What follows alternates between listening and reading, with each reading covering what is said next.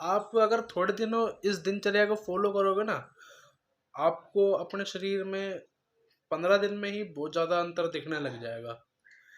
जैसे आज मैंने भी आज से ये प्रक्रिया पूर्ण रूप से शुरू कर दी है, क्योंकि मेरा भी वेट ज़्यादा हो चुका है। आज मैंने अपना वजन करा, आज 2 सितंबर। दो आयुर्वेद ऋग्वेद का ही एक अंग है। ऋग्वेद के 6 अंगों में से एक है आयुर्वेद, जिसमें स्वास्थ्य के बारे में बताया गया है कि जीवन में दिनचर्या कैसी होनी चाहिए। तो मूलतः कहा जाता है कि अब हर माता पिता अपने बच्चों को बचपन से ही, जन्म से ही लेकर 24 वर्ष तक की आयु तक ब्रह्मचर्य कराएं। और ब्रह्मचर्य में सात्विक भोजन होता है, तो जिस कारण शरीर की ग्रोथ होती है। बचपन से लेकर 24 वर्ष तक तो कंपलसरी कहा गया है लड़के के लिए, और 16 साल की उम्र तक लड़की के लिए ब्रह्मचर्य करना अनिवार्य बताया गया है। और 16 से 24 तक लड़की के लिए, अगर लड़की और आगे करना चाहे तो कर सकती है। उसी प्रकार लड़का 24 से लेकर 48 वर्ष की उम्र तक ब्रह्मचर्य कर सकता है। उसके बाद भी करना चाहे तो कोई दिक्कत नहीं है। 24 वर्ष कंपलसरी बताया गया है, क्योंकि ये जो उम्र होती है 24 वर्ष तक, ये शरीर की ग्रोथ की होती है। और लड़कियों की 16 वर्ष तक के लिए, जिसमें शरीर की हाइट, मसल्स, हड्डियां सब सब पूरी तरीके से बढ़ती हैं।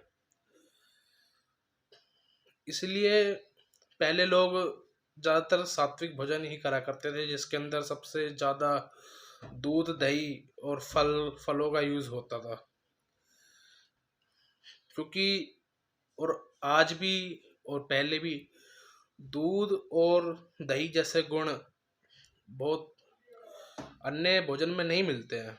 क्योंकि अगर बात करें दूध के गुणों की, 1 लीटर दूध में करीब करीब 35 से 40 ग्राम प्रोटीन मिल जाता है।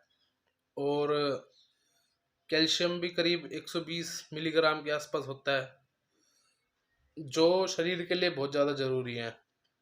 और आज की अगर मेडिकल साइंस की बात करें, तो मेडिकल साइंस भी कहती है कि हर व्यक्ति को अपने वजन के अनुसार 1%, मतलब अगर 50 किलो वेट है तो 50 ग्राम प्रोटीन लेना चाहिए पर डे। और 50 किलो वजन वाले व्यक्ति को रोज का 500 mg 600 mg कैल्शियम भी चाहिए, जिससे उसकी हड्डियों की ग्रोथ हो। आज का जो भोजन है ना, जो आजकल रोटी होती है, फिर रोटी के बाद आजकल लोग फास्ट फूड ज़्यादा खाते हैं, जैसे मैंने भी बहुत फास्ट फूड खाया। पर बात यह है कि आज का जो भोजन है, चाहे फास्ट फूड हो, चाहे रोटी हो, चाहे कुछ भी खाते हो, उनमें पर्याप्त मात्रा में न्यूट्रिशन नहीं है। पर्याप्त मात्रा में पोषक तत्व आज के भोजन में नहीं मिलता। अगर हम बात करें घर के रोज के खाने की, रोज आपको दिन में 15 से 20 ग्राम भी प्रोटीन मुश्किल से मिलता होगा, और कैल्शियम तो बहुत ही कम मात्रा में। तो इसलिए सात्विक भोजन जरूरी हो जाता है, आयुर्वेद तो यूं कहता है। जिसमें फिर आ जाती है दही। अब जैसे दूध का दही जमा दिया जाए, तो दूध का 1 किलो दूध में दही जमाया जाए, थोड़ा सा ही फर्क होता है उसमें। फिर दही में जो कैलोरीज हो जाती है ना, 600 कैलोरीज तो दही में हो जाती है, और प्रोटीन की मात्रा बढ़ जाती है। अब जहाँ दूध में 1 लीटर दूध में 35 से 40 ग्राम प्रोटीन होता है, वहाँ दही में प्रोटीन की मात्रा 100 से 120 ग्राम तक हो जाती है। और कैल्शियम की मात्रा भी बढ़ जाती है। कैल्शियम की मात्रा दही बनने के बाद दही में कैल्शियम की मात्रा हो जाती है करीब करीब 500 से 600 mg, जो एक मनुष्य के लिए रोज के लिए पर्याप्त है। तो अगर एक 1 किलो दही के गुण देखे जाए ना, हर व्यक्ति के लिए पूर्ण मात्रा में हो जाते हैं। आयुर्वेद में क्यों कहा गया है सात्विक भोजन के लिए? क्योंकि एक तो सात्विक भोजन पचता बहुत जल्दी है। और आपको पता होना चाहिए कि जब भोजन जितनी जल्दी पेट में पचेगा, शरीर की ऊर्जा उतनी ही कम खर्च होती है। जिससे अगर आपने भोजन किया भोजन करने के बाद शरीर अपनी पूरी ऊर्जा भोजन को पचाने में लगाएगा, जिससे ब्रेन में ऊर्जा कम होती है। ब्लड्स में हमारे जो ऑक्सीजन होती है वो स्टमक में ज़्यादा फ्लो करेगी बजाय दिमाग के। तो इसलिए जब सात्विक भोजन जल्दी जल्दी पच जाता है तो ऑक्सीजन पूर्ण रूप से दिमाग में पहले जाती है। इसलिए कहा जाता है कि ग्रोथ एज में, ये जो ब्रह्मचर्य की एज है, इसके अंदर है ना, सात्विक भोजन ही उचित बताया गया है। जितनी जल्दी भोजन पचेगा उतनी ही अपने आपके दिमाग की शक्ति भी बढ़ेगी, क्योंकि आपका अब शरीर फ्री हो चुका है, उसने भोजन को पचा लिया है। भोजन को पचाने के बाद अब वो और अतिरिक्त ग्रोथ के कार्य कर सकता है।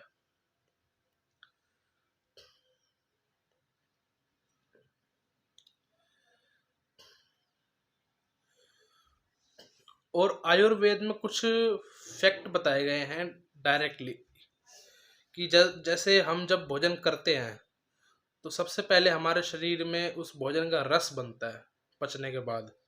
जैसे भोजन किया, भोजन पच गया, उस भोजन से रस बनेगा। वो जो रस बनेगा, उस रस से फिर अगले 5 दिन में जाके खून बनता है। जैसे आज आपने भोजन कर लिया, उसका रस बनेगा, फिर अगले 5 दिन में जाके खून बनेगा। वो खून तो बन गया। अब खून बनने के बाद पर वो खून पूरी तरह से शुद्ध नहीं है, तो उस खून को शुद्ध करने के लिए व्यायाम की प्रक्रिया बताई गई है। इसलिए मनुष्य को सुबह थोड़ा बहुत व्यायाम भी करना चाहिए, जिससे खून साफ होता है। तो खून साफ होने के बाद में और अन्य धातु बनती है। पहले शरीर में भोजन से रस बनता है, दूसरा धातु खून बनता है, तीसरी धातु मांस बनता है। जितना साफ खून होगा उतना ही अधिक और जल्दी तेज तेज रफ्तार से मांस बनेगा। मांस के बाद फिर हड्डी बनती है, फिर मवाद, मज्जा, और अंत में बनता है वीर्य, जो सबसे शक्तिशाली धातु है।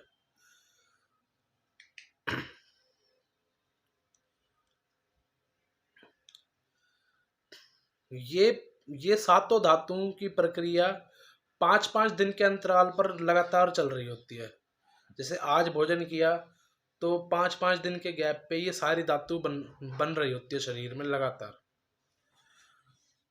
तो जितना ही हम भोजन को, इसलिए कहते हैं कि जितना भोजन को सात्विक रखा जाएगा उतनी ही जल्दी ये धातु बनती है, जिससे शरीर में रोग प्रतिरोधक क्षमता बढ़ती है और सर दर्द वगैरह कोई भी अन्य बीमारियां नहीं होती फिर।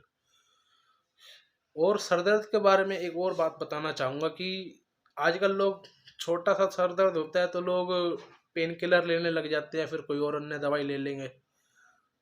पेन किलर सही नहीं है शरीर के लिए। आपको बता दूं कि अगर आप सर दर्द के लिए पेन किलर ले रहे हो तो अभी तो आप ले रहे हो सकता है आप 2 महीने बाद फिर लोगे, फिर लोगे, क्योंकि आपको उसकी आदत पड़ चुकी होगी पेन किलर लेने की। आपके सर दर्द हुआ, आपने पेन किलर ले लिया, वो आपकी आदत बन गया। फिर आपको ये नहीं पता कि वो पेन किलर से जो आपका सर दर्द जा रहा है, अभी तो सर दर्द जा रहा है, बाद में वो साल बाद, 2 साल बाद वो माइग्रेन में बदल जाएगा। क्योंकि जो पेन किलर्स में हार्मफुल हार्मफुल केमिकल्स हैं, वो ही माइग्रेन का सबसे बड़ा कारण होते हैं। आप कहीं भी गूगल कर सकते हो, किसी भी साइट पर चेक कर सकते हो कि पेन किलर के क्या साइड इफेक्ट है। अगर आपको कभी भी सर दर्द होता है या फिर अन्य कोई तकलीफ होती है, सर दर्द का सबसे मेन रीजन होता है शरीर में पानी की कमी होना। सबसे ही अधिक रीजन यही पाया जाता है कि अगर किसी व्यक्ति को भी सर दर्द होता है, ज़्यादातर यही पाया जाता है कि उसके शरीर में पानी की कमी हो चुकी है, या गर्मी में पानी कम पीने के कारण। कई लोग होते हैं दिन में दिन दिन भर पानी पीते ही नहीं है या फिर बहुत कम पानी पीते हैं, तो उस अवस्था में सर दर्द होने के चांस ज़्यादा रहेंगे। और आजकल लोगों को काम की परेशानी भी होती है, और भी तरह की चीज़ें रहती हैं जिससे सर दर्द हो सकता है। सबसे मेन तो वही है, अपने वर्क की टेंशन होती है सबको, तो डिप्रेशन, टेंशन, आजकल ये सारी चीज़ें कॉमन हो चुकी हैं।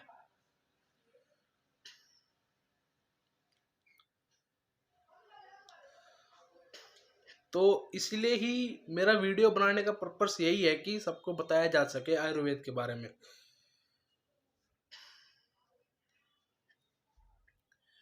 क्योंकि आयुर्वेद बहुत ही अच्छी चीज है, लोगों को समझना चाहिए। लोग वैसे तो कहते हैं कि हम स्वस्थ रहना चाहते हैं, पर एक बार आयुर्वेद पढ़ के देखो ना, समझ में आएगा आप सबको। आप सबको पता लगेगा कि कितना लाभकारी है मनुष्य के लिए। और आजकल तो कहा जाता है कि केवल 18 साल की उम्र तक हाइट बढ़ती है। ये भी चीज गलत है ना। आयुर्वेद तो ऐसा नहीं कहता। आयुर्वेद तो कहता है कि आपकी ग्रोथ एज 48 वर्ष तक हो सकती है। और 48 वर्ष आपकी ग्रोथ एज है, तो आपकी लाइफ एज कितनी होनी चाहिए? आयुर्वेद कहता है कि आपकी लाइफ एज 400 से 500 साल तक भी हो सकती है। आपकी दिनचर्या पर निर्भर करता है कि आपकी एज कितनी होगी। सबसे ज़्यादा इसी चीज़ पर निर्भर करता है।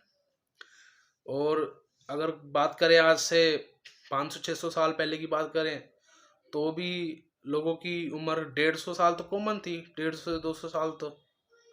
ऐसा क्यों क्यों थी वो कॉमन?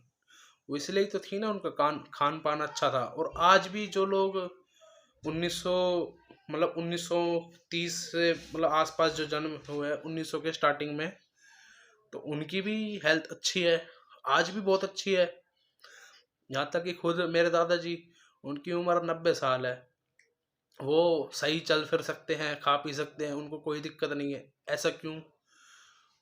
तो कुछ तो फर्क है ना जीवन जीवन में, दिनचर्या में। तो इसी चीज को समझाने के लिए मेरा ये वीडियो बनाने का मकसद था कि सभी लोगों को मैं आयुर्वेद की तरफ वापस लाना चाहता हूँ। आयुर्वेद और सनातन धर्म मानव हित के कल्याण के लिए सबसे उपयोगी है, जिसमें केवल मानव हित की बात की जाती है। अब बात करते हैं कि दिनचर्या कैसी होनी चाहिए, खाना पीना और सुबह उठना कैसा होना चाहिए। तो आयुर्वेद यूं कहता है कि आप है ना, सुबह उठते हो 4 बजे उठो, 5 बजे उठो, चाहे 6 बजे उठो। उठने के बाद अपना सुबह दिनचर्या की क्रियाएं करके टॉयलेट वगैरह जाके फ्रेश होकर आप व्यायाम करो। व्यायाम करने से आपका खून साफ होएगा, और खून साफ होएगा तो मसल्स बनते हैं जल्दी। उसके बाद व्यायाम करने के बाद 1 से 2 घंटे, नहीं 2 घंटे तो कम से कम होना चाहिए। 2 घंटे का गैप करने के बाद आप भोजन करें, नाश्ता करा जाए। 2 घंटे का गैप कम से कम व्यायाम करने के बाद, बीच में कुछ नहीं। बीच में आप बस पानी पी सकते हैं और कुछ नहीं। पानी पी लीजिए, चाहे चाहे काढ़ा बना के पी लीजिए, या फिर कोई और, आजकल कहते हैं गर्म पानी में नींबू डाल के पी लीजिए, वो भी ठीक है। वो केवल एनर्जी के लिए होते हैं, ताकि शरीर में थोड़ी एनर्जी, ऊर्जा रहे सुबह के वक्त। तो उसके बाद आप करीब करीब 2 घंटे बाद आप देख लो जी। सुबह वैसे कहा जाता है कि भोजन थोड़ा सा हेल्दी होना चाहिए, ज़्यादा अधिक मात्रा में हेल्दी होना चाहिए, जिसके लिए अगर कहा जाए तो दूध सबसे बढ़िया चीज़ है। दूध और दही और पनीर दोनों ही बढ़िया हैं, तीनों ही चीज़ बढ़िया हैं। और साथ में इनके साथ में आप फ्रूट ले सकते हैं। फ्रूट में आप यूँ लगा लीजिए, सुबह सुबह के वक्त आप करीब करीब 300 ग्राम दही ले लीजिए रोज। 300 ग्राम दही में आपको करीब करीब 30 ग्राम प्रोटीन मिल जाता है। और 30 ग्राम प्रोटीन के साथ साथ आपको करीब करीब 100 mg के आसपास आपको कैल्शियम भी मिल जाएगा, जो आपके शरीर के लिए बहुत लाभकारी साबित होगा। और दही के तो और भी बहुत सारे फायदे हैं। दही खाने से आपके जो पेट में कीटाणु हैं वो भी सारे नष्ट हो जाएंगे, क्योंकि क्योंकि दही के अंदर ही पहले से ही बहुत अच्छी प्रकार के जीवाणु होते हैं जो गंदे कीटाणुओं को नष्ट कर देते हैं।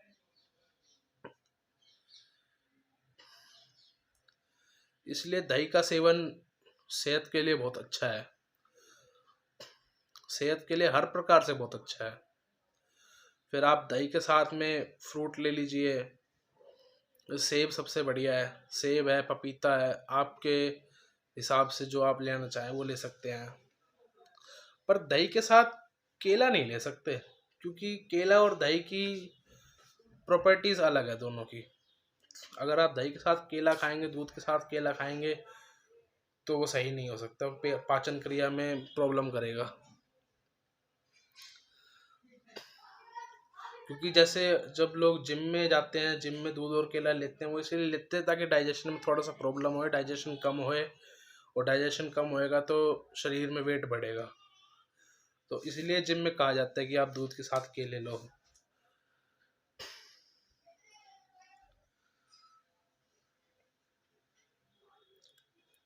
अगला ये है कि अब आपने दही के साथ फ्रूट ले लिया सुबह के वक्त, आप जब दोपहर का लंच करते हैं, दोपहर का भोजन करते हैं, तो उसमें भी आप करीब 200 ग्राम दही ले लीजिए और खीरे ले लीजिए। खीरे बहुत अच्छी चीज़ है, खीरे में फाइबर की मात्रा बहुत ज़्यादा होती है और कैलोरीज भी बहुत कम होती है। 200 ग्राम दही और 2 खीरे भोजन करने से पहले, पहले आप 2 खीरे खाइए, फिर उसके बाद 1 कटोरी दही खाइए, फिर उसके बाद आप जो भी आपका रोज का भोजन होता है, रोटी है, दाल है, सब्जी है, वो लीजिए। पहले आपने 2 खीरे खाने हैं और उसके बाद 1 कटोरी दही खाना है, फिर उसके 10 मिनट बाद आपको रोटी खानी है, जिससे आपके पेट की कोई भी परेशानी नहीं होगी, पेट में कोई भी परेशानी नहीं होगी अगर आप इस तरीके से भोजन करेंगे। तो ये आपकी दैनिक दिनचर्या होनी चाहिए। उसके बाद आयुर्वेद कहता है कि आप शाम को 5 बजे के बाद, मतलब इसी अंदाजे से मैं बता रहा हूँ कि आयुर्वेद कहता है कि 5 बजे के बाद, 6 बजे के बाद भोजन नहीं करना चाहिए। वो इसलिए क्योंकि जो आपने अभी दोपहर को भोजन करा वो भी नहीं पचा अभी। आप 4 या 5 बजे केवल फ्रूट ले सकते हैं शाम को। शाम को सात्विक जीवन में भोजन वर्जित होता है। और जो ब्रह्मचर्य एज होती है 1 से लेकर 24 वर्ष तक और 48 वर्ष तक, ब्रह्मचर्य में तो अनाज पूरी तरह वर्जित है। आप दूध, दही और फल का सेवन ही कर सकते हैं। शाम को 4-5 बजे, 6 बजे के आसपास आप थोड़ा बहुत हल्का फुल्का भोजन करके उसके बाद थोड़ा सा घूम फिर लीजिए। भोजन जब पच जाता है 2 घंटे में, 3 घंटे में, तो उसके बाद आपको सोने की तैयारी करनी चाहिए। रात को आप दूध ले सकते हैं 7 बजे तक, 7 या 8 बजे तक, उसके ज़्यादा लेट भी नहीं हो। अगर आप 8 बजे दूध लेते हैं तो यूँ समझ लीजिए आपको सोने का टाइम 10 बजे होना चाहिए। दूध पीने से सोने के बीच में 2 घंटे का गैप कम से कम चाहिए, कम से कम 2 घंटे का गैप होना चाहिए। 1 गिलास दूध पीने के बाद आप रात को दूध पीजिए, उसके 2 घंटे बाद सोइए, कोई दिक्कत नहीं होगी कभी भी।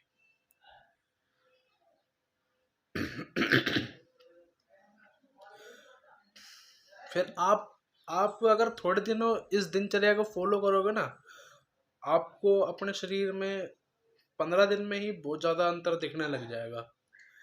जैसे आज मैंने भी आज से ये प्रक्रिया पूर्ण रूप से शुरू कर दी है, क्योंकि मेरा भी वेट ज़्यादा हो चुका है। आज मैंने अपना वजन करा, आज 2 सितंबर 2022 को मेरा वेट 138 kg है।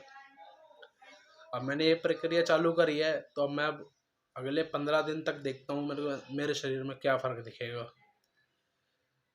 जो भी फ़र्क दिखा मैं आपको अगली वीडियो में बताऊंगा ज़रूर। अगर मेरी वीडियो अच्छी लगी हो, लाइक करना, सब्सक्राइब करना और अन्य लोगों को भी दिखाना। सबको आयुर्वेद के प्रति जागरूक करना ही मेरा, आयुर्वेद और सनातन धर्म दोनों के प्रति ही जागरूक करना ही मेरा लक्ष्य है। जय श्री महाकाल।